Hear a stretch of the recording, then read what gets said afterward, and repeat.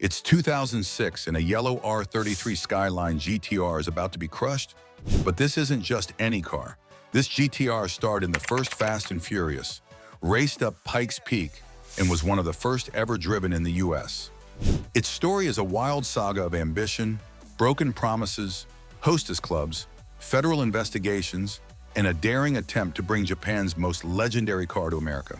At the center was Hirohiro Nanahoshi, a young visionary who defied the law and risked millions. This is the rise and fall of Moto X, the company that changed import car culture forever. Let's watch. 1. The birth of Moto X and the quest for the GTR. It's 2006, and a yellow R33 Skyline GTR is moments away from being crushed. But this isn't just any car. This GTR starred in the first Fast and Furious movie, raced up Pikes Peak, and was one of the first Skylines driven in the United States. Its story is intertwined with one of the wildest automotive scandals in American history, a saga of million-dollar bonds, hostess clubs, federal agents, and broken promises. By the 1990s, he had relocated to Los Angeles and encountered Advanced Auto Group, a Japanese company that had thrived importing American cars before Japan's economic slump. Hiro had an audacious idea. Instead of exporting American cars to Japan, why not bring rare Japanese cars like the Skyline GTR to the United States? The Skyline GTR had already become legendary abroad.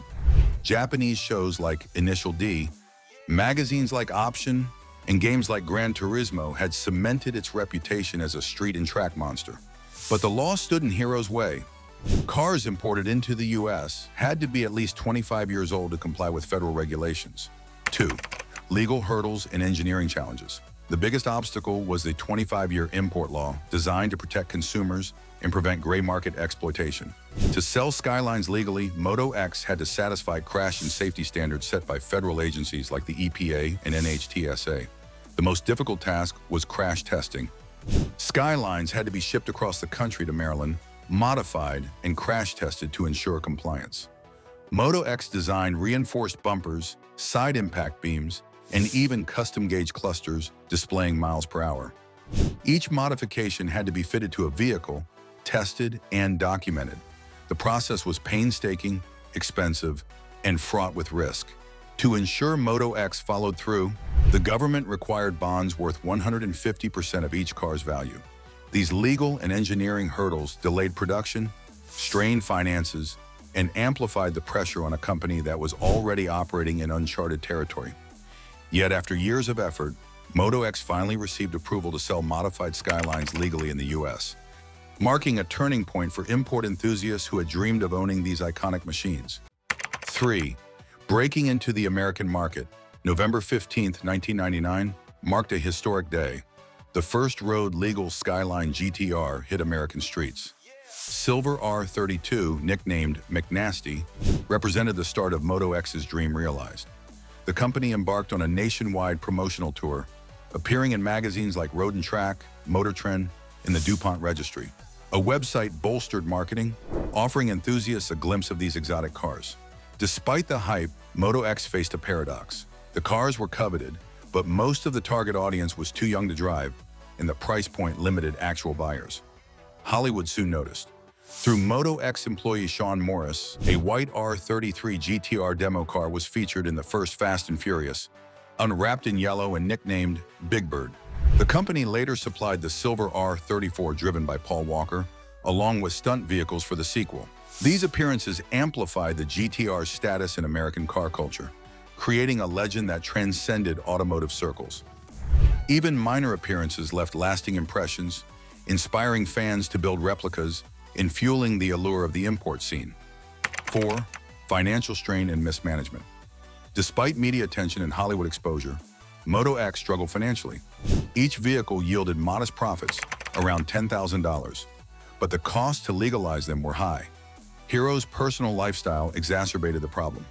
He frequently spent large sums at Japanese hostess clubs, often $5,000 to $8,000 per night, and disappeared for days, leaving employees to handle orders and client relations. Promises were frequently broken, with customers told they could pick up vehicles before compliance was complete. Yet the company's small profit margins and slow sales were insufficient to sustain operations. Many Skylines remained uncertified, running around U.S. streets without full legal approval. Hero's inability to balance passion with responsibility threatened the very survival of Moto X, demonstrating how fragile even a legendary car business could be without disciplined leadership. 5. Criminal allegations and the fall of Moto X. By 2005, Hero's actions had drawn legal scrutiny. He was investigated by the Los Angeles Sheriff's Department after 5 Skylines were reported stolen.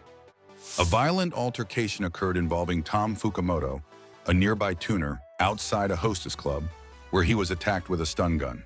Hero was arrested in Reno, his bond set at a staggering $1 million. While he was incarcerated, investigators searched Moto X's garage, only to find it ransacked. A car theft ring seized the opportunity, now faced legal entanglements, lost inventory, and a shattered reputation. The company's dream of bringing GTRs to America was collapsing under the weight of negligence, crime, and legal oversight. 6. The end of Moto X and the legacy of the Skylines. Moto X officially closed in 2006. Of the roughly 111 cars sold over 7 years, many were lost or seized, including iconic vehicles like McNasty and Big Bird.